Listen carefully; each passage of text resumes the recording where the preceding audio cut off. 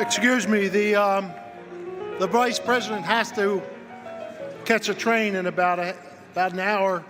So what we were going to do, he's agreed that he will speak while you're eating. So we're going to go ahead with the rest of the program right now. So if everybody would please, calm down so I can bring the vice president up here to speak. You know, this is a special honor for me. This is special that the vice president would agree to do this. In 1972, I had moved to Delaware, and I wanted to get involved in politics. And I lived up near, just below Claymont, and I found out that the committee man, back in those days, we actually had committee people who did things.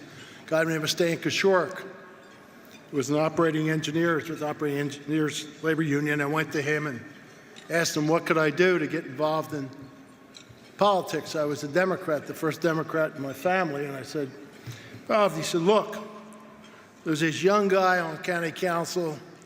We love him. He's running for Senate. He's not going to win, but you're going to meet a lot of people if you get involved in that campaign. So I decided to get involved, and I did lit drops, and I met my political mentor there, a guy named Ted Kaufman. And I've told the vice president, and I mean this sincerely, it turned out that next summer I was just, along with Mike McCabe, we were the first two interns in Senator Biden's office.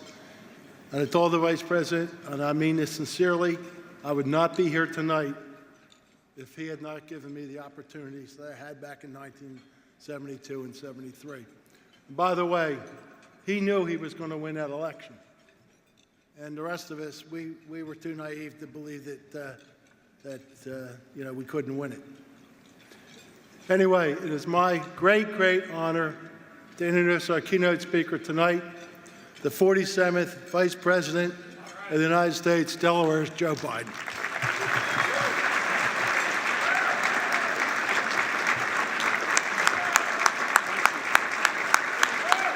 Please sit down. Please, thank you. You're making me feel like a governor. Thank you. Only kidding, John. Only kidding.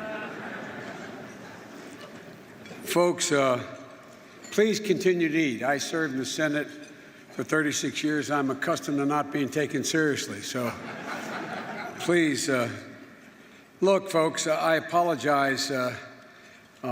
Jill is not here because we kid in the family that I'm an Irish Catholic and she's an English Presbyterian, and we Irish Catholics put off to tomorrow what we could do today, and the Presbyterians always do everything right on time and always doing her duty. And my Monsignor, she still teaches full time. She teaches 15 credits a semester, has never stopped, even when she was the second lady at Northern Virginia Community College, and she's still teaching there.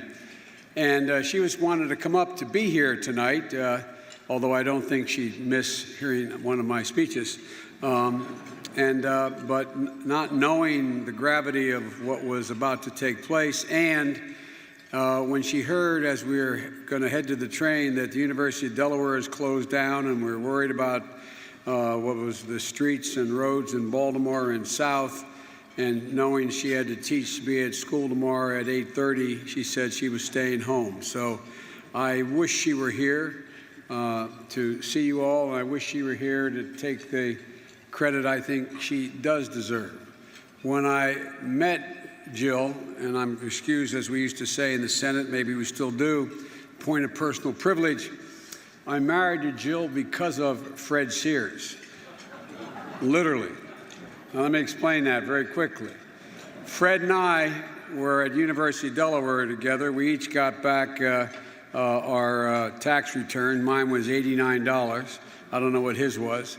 And we got with a bunch of guys and got in a car, and we were going to drive down to Fort Lauderdale for spring break my junior year. And what happened was, we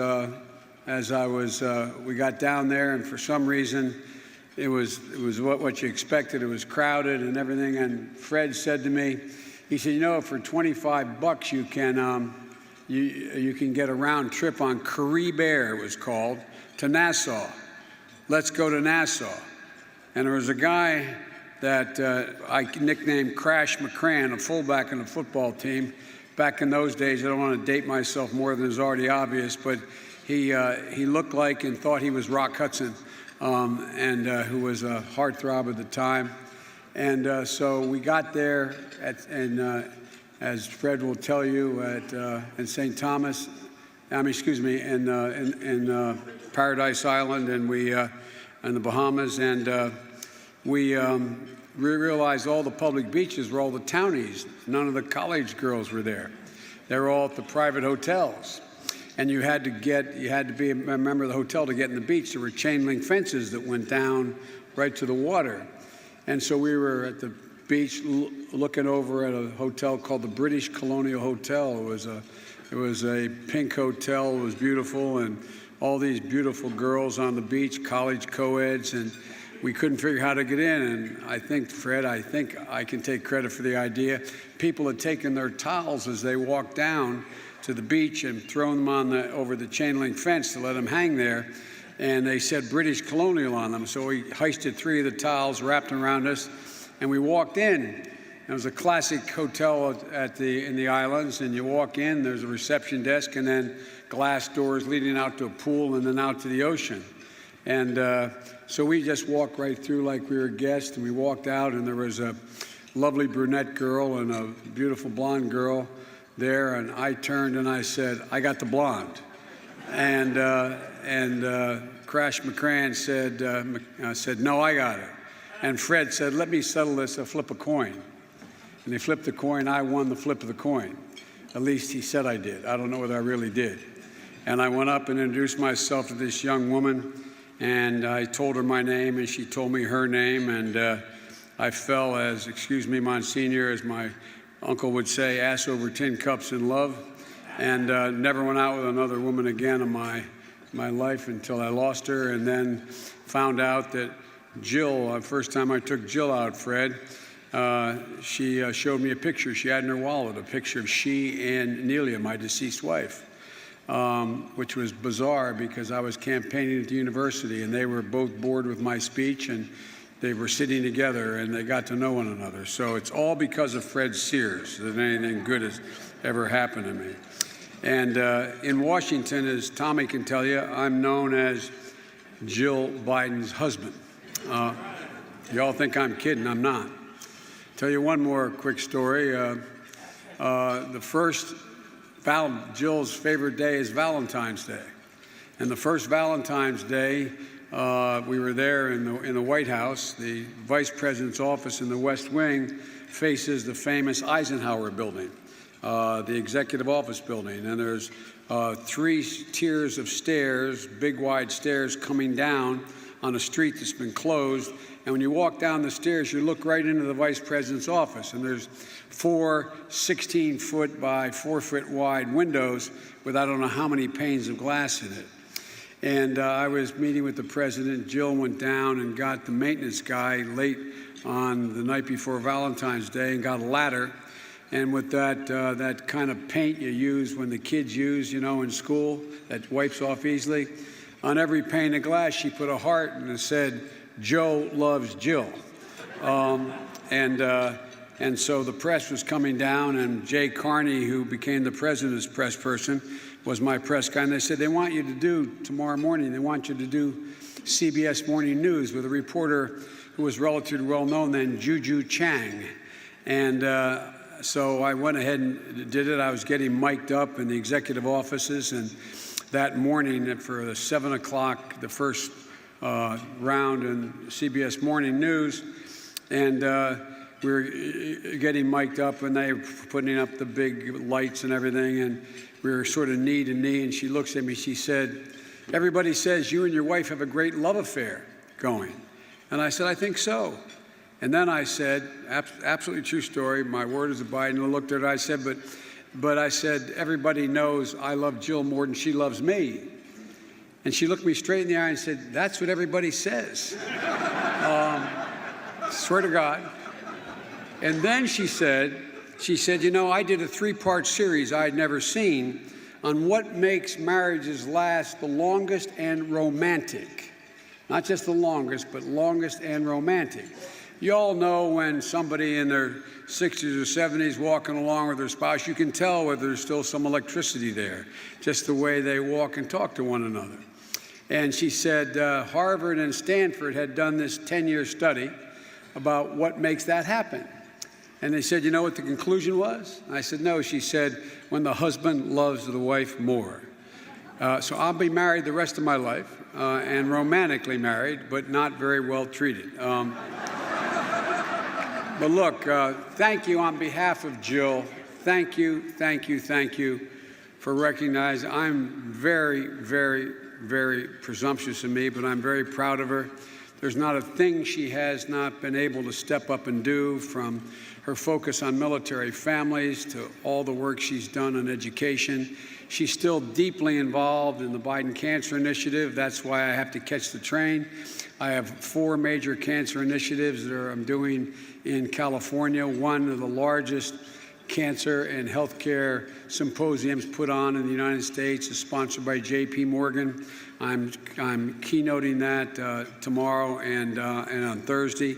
And so, and she's deeply involved in that. And she's also still deeply involved in the causes that Bo, our son, championed, and particularly the matter of violence against abuse of children and violence against women. And I was told by the Bo Biden Foundation that the Chamber made a generous contribution to that effort. I thank you, thank you, thank you. You're going to save some children's lives. So thank you all very, very much. Look, I told Rich, I'm not surprised that everybody knows he has a horrible golf game, because I know when I went down to as vice president, my index had gotten down to 6.4 for those of you who are golfers. After 8 years, I'm golfing like a 20. So if you ever want to keep your handicap, ladies or gentlemen, do not run for president. He ran for president and fell apart. It's a killer. It doesn't help your handicap. And Rich, thank you for being my friend all these years, and it was my great good fortune to have you sent my way back in 1972. And as was pointed out by John, that he was at going into St. Mark's when I ran for the county council. I want to let the record show I was 25 years old when I was going to county council. So, but he's still 25 years younger than me. Anyway, Cheryl and Bobby and Mike, your efforts on behalf of the community, behalf of the business community, the workers in the state of Delaware, your commitment has been real and consequential. Things have changed, as has been pointed out. And the governor and previous governors have had to adjust to the change in the economic environment here in the state. And you've done a great job in working that change. I remember in 1974, I was asked to speak at the Cleveland City Club.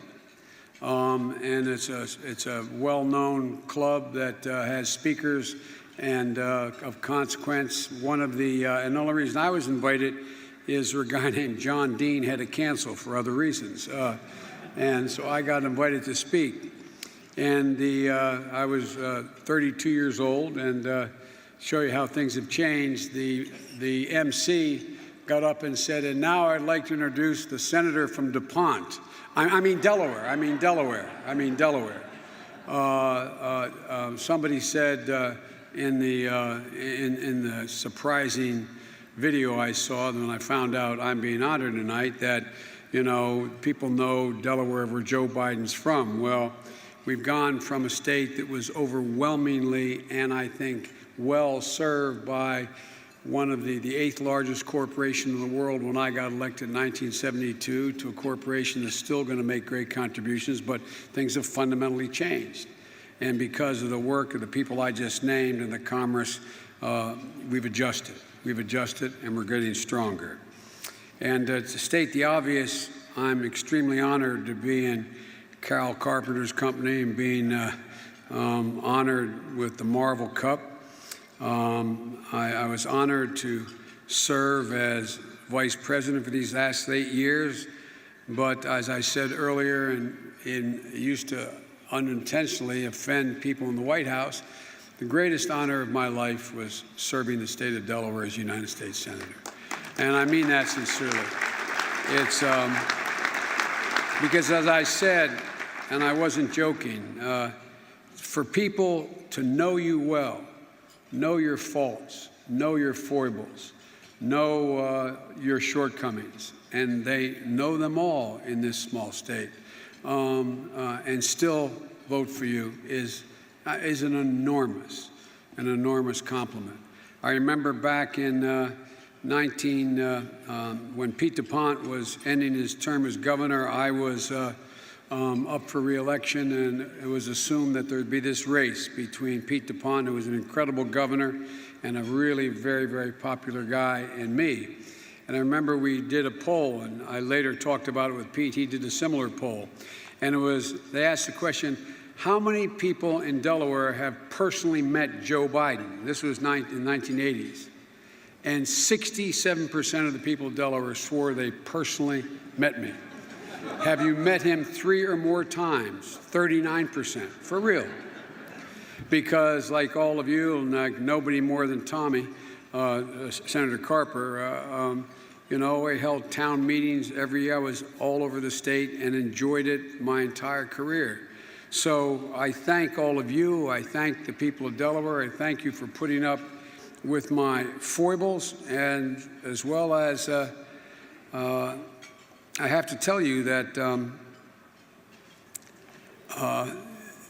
the people of Delaware have rallied around the Biden family in the worst of times and the best of times. You carried me through when I lost my wife and daughter, before I was sworn in, and after I was elected. The state adopted my children.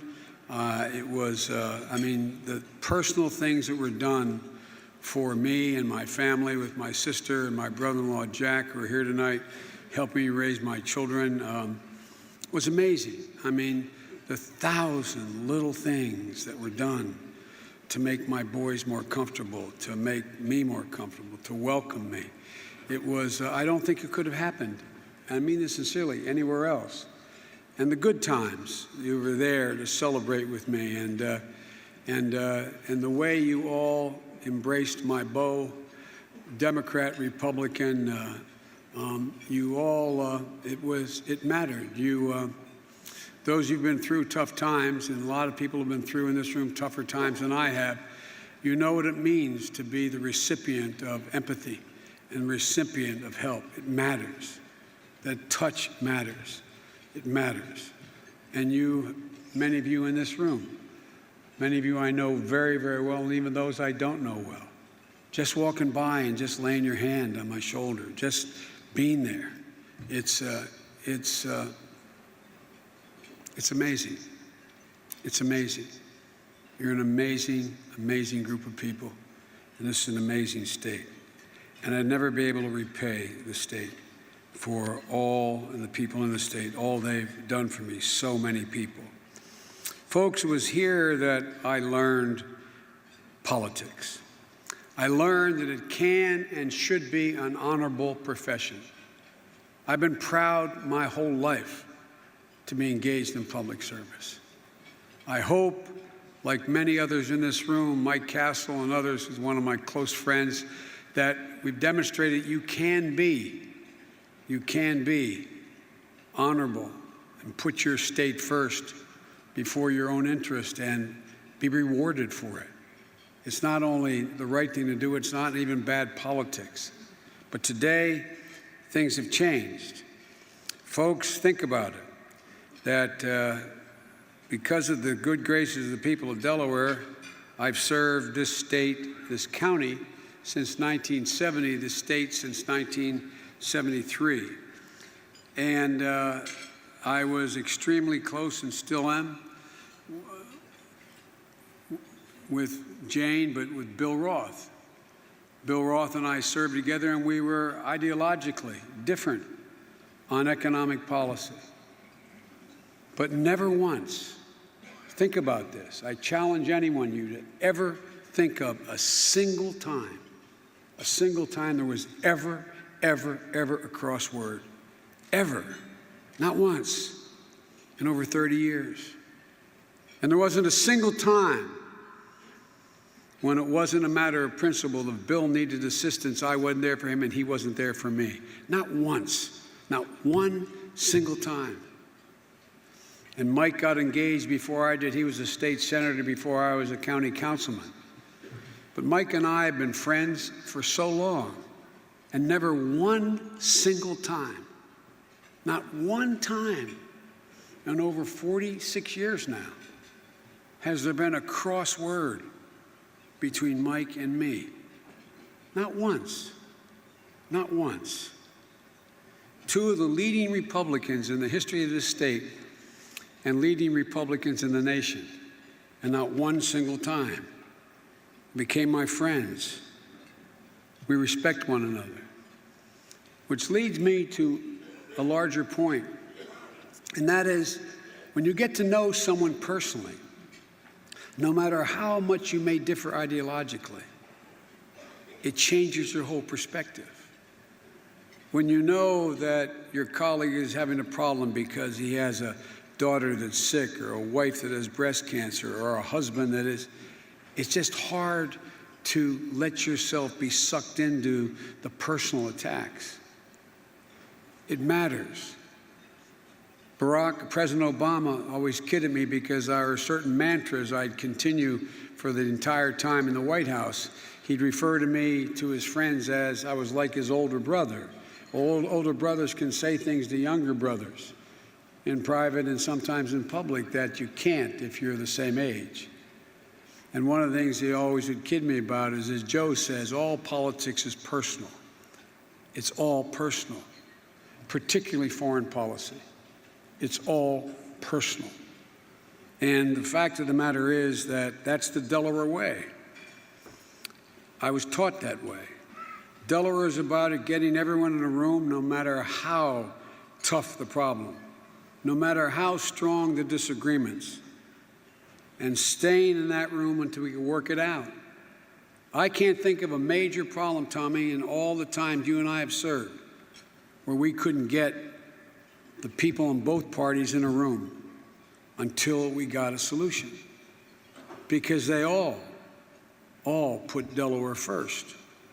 And there's no way to run a state or a nation without consensus.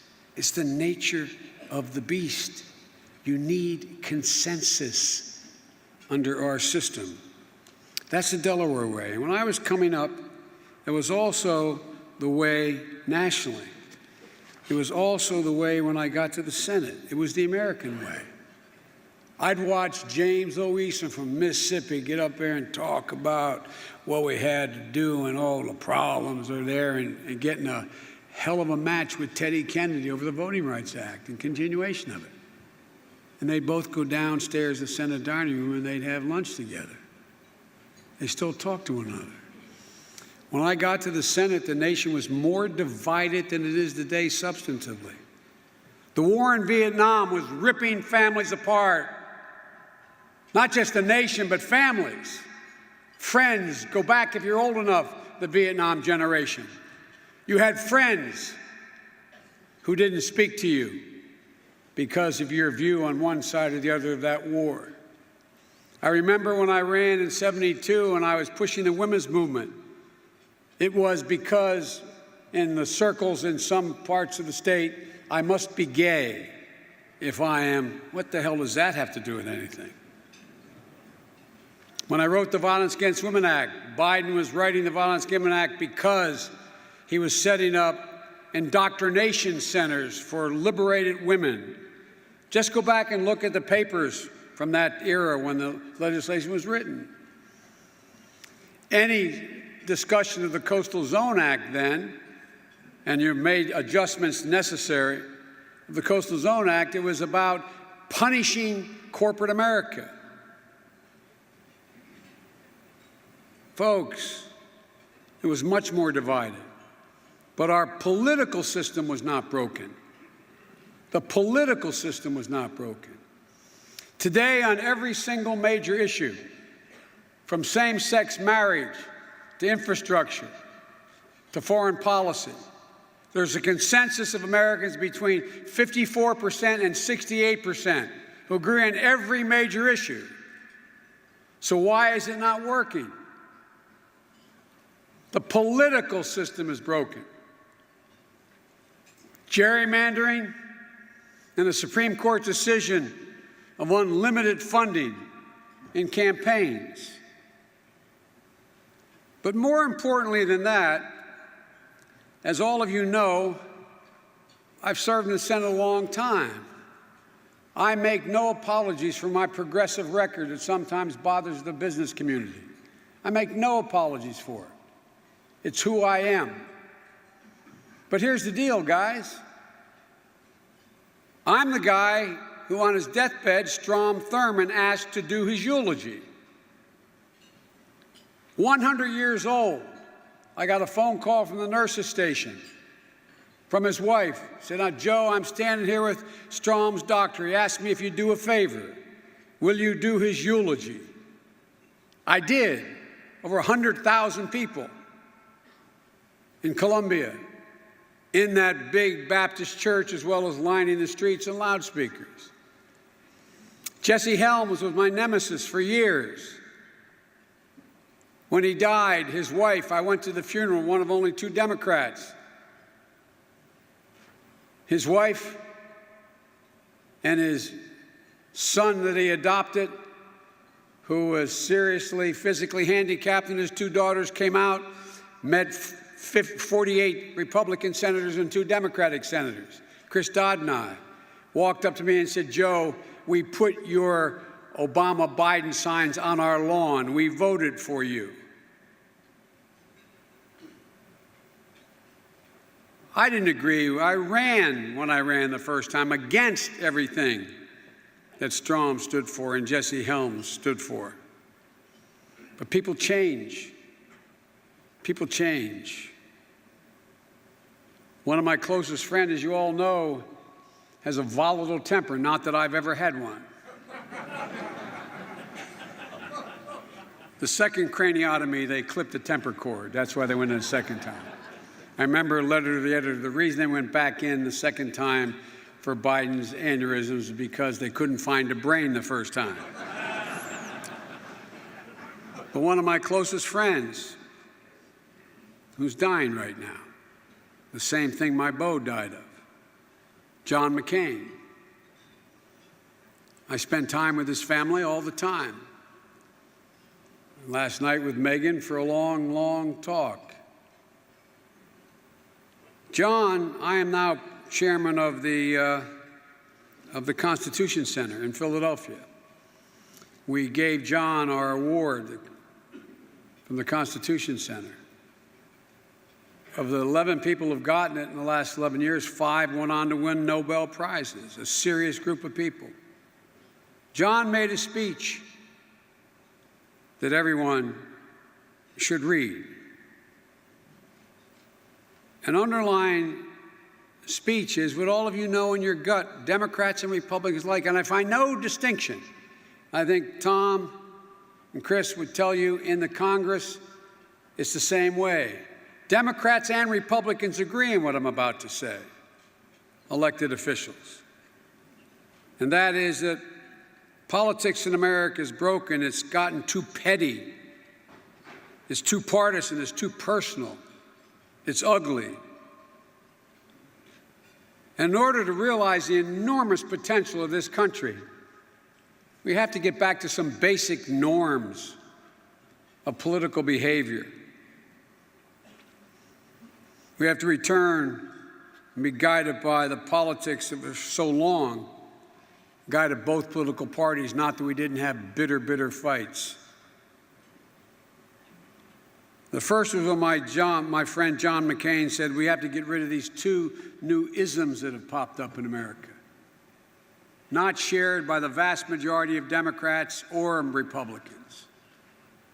One is what John McCain called half-baked, spurious nationalism that seeks to close our nation's gates against the challenges of a rapidly changing world and blame our troubles, whatever they are, on the other. It's always the other that is the reason why I don't have a job. The other is the reason why we have a problem. It's been the tool of charlatans throughout history. Find a scapegoat. We have to reject this dangerous theory of foreign policy that is closed off and clannish. One group, one that groups the world into us and them, rather than rebuilding on the shared narrative of freedom and democracy that has inspired nations to unite around common goals, allowed us, since World War II, to establish more serious political alliances around the world than in the history of all the world. Democrat and Republican presidents, Democrat and Republican Congresses, a liberal world order that has served our economy, our security, and our people extremely well. We have to reject the Hobbesian vision of the world in which for America to succeed, others must lose. That's the new model. That's never been who we have been under Republicans or Democrats.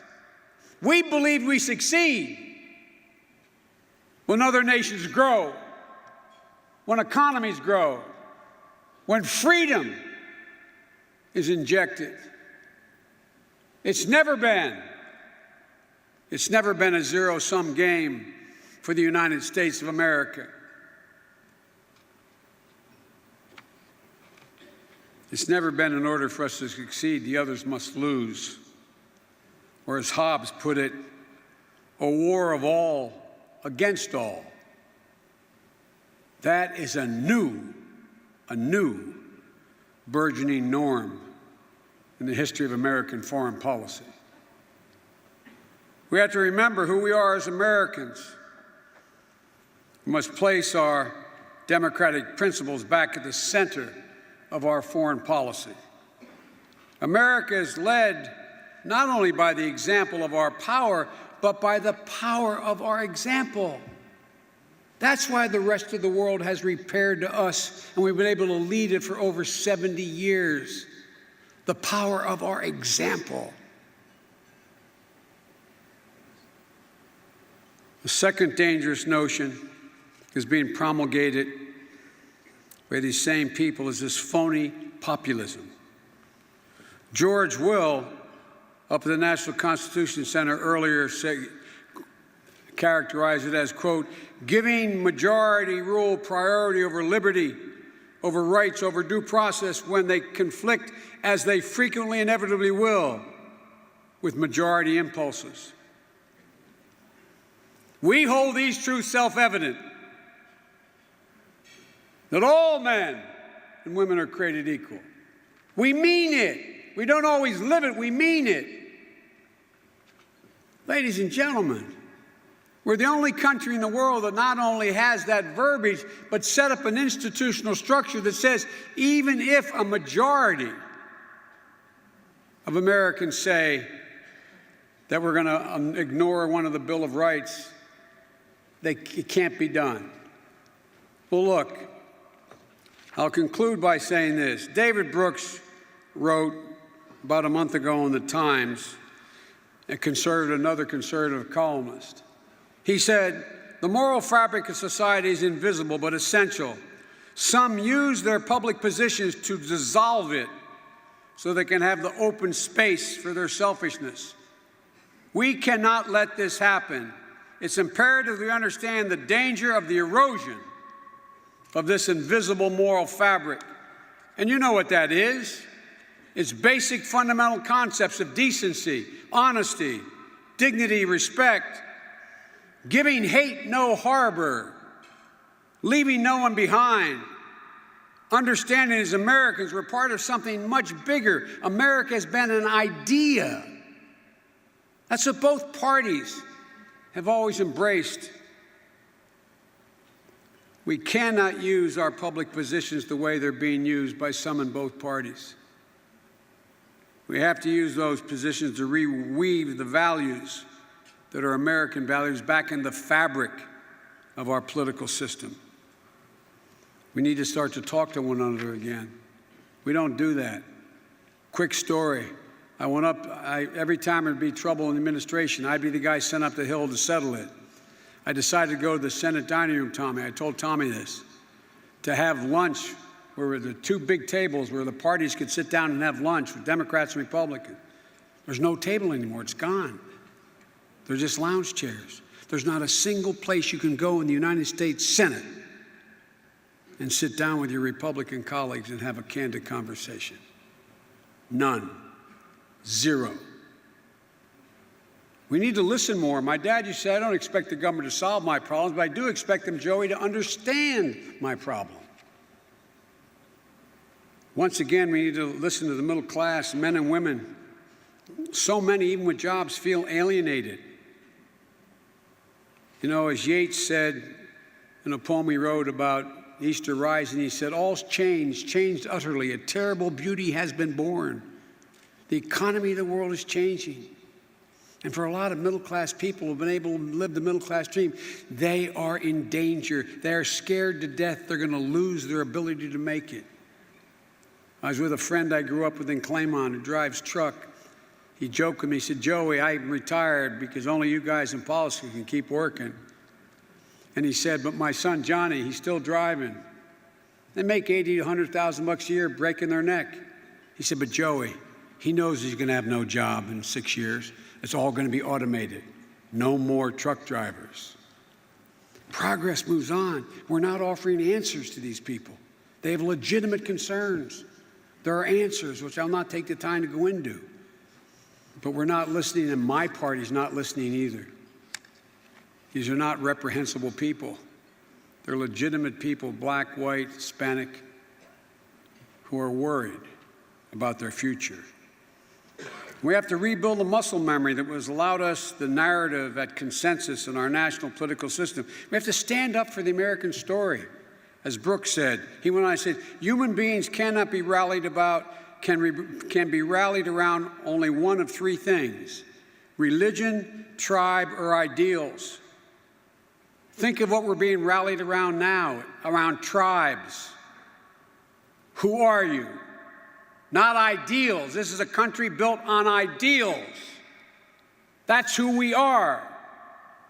That's why we've been able to integrate so significantly. The most heterogeneous nation in the world. But now it's around tribe. Folks, country's been through much worse. And I'll close by saying this to you. In spite of all the problems out there, I don't think there's any systemic problem in the nation. It's the broken political system. Ladies and gentlemen, I've been doing this a long time.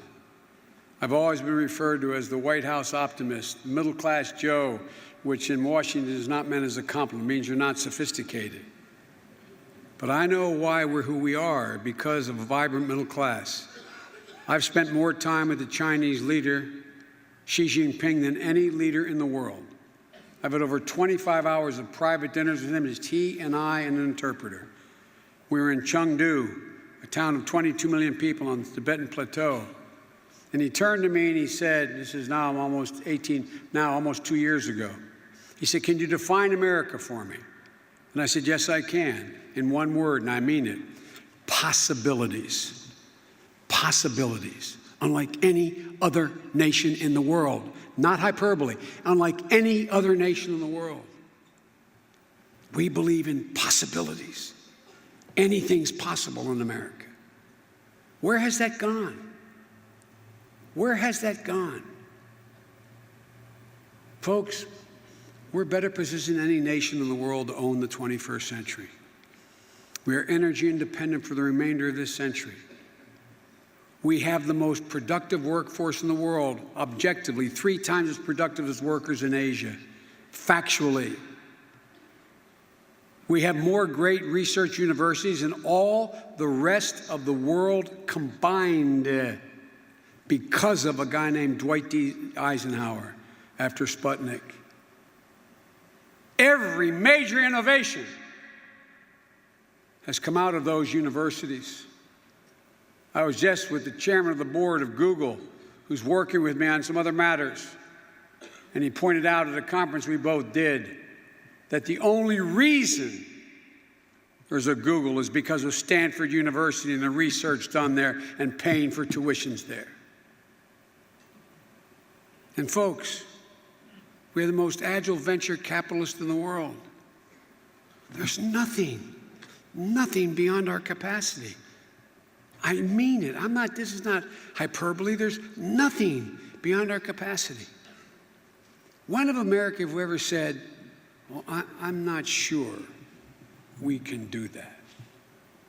When has that ever occurred in American history? But that's what we're stuck with now. Well, we have so much, we're put upon so much.